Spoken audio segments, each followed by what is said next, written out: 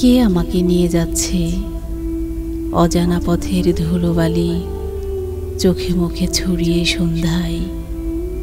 কেন যাচ্ছি? কি হবে সেখানে গিয়ে জানা নেই। মাঝে মাঝে বিছানায় শুয়ে 7-5 ভেবে চলি। অতীতের কিছু কথা স্মৃতিপটে ভাসে। হঠাৎ ভীষণ শব্দ আমাকে কামড়ে ধরে, যেন ভয়ে বুক কেঁপে ওঠে।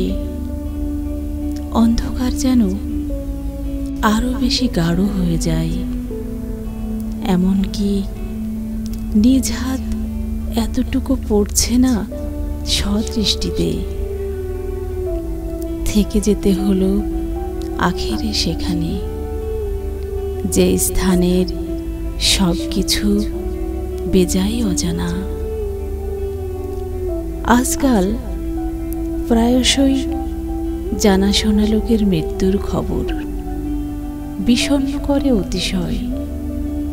টেলিফোন, কখনো সংবাদপত্র কিংবা রেডিওর মারফত কোনো কোনো আত্মীয় স্বজন যারা অতি সাধারণ নামের জৌলুসহীন আড়ালেই থাকে, লক্ষ কোটি মানুষের মতো।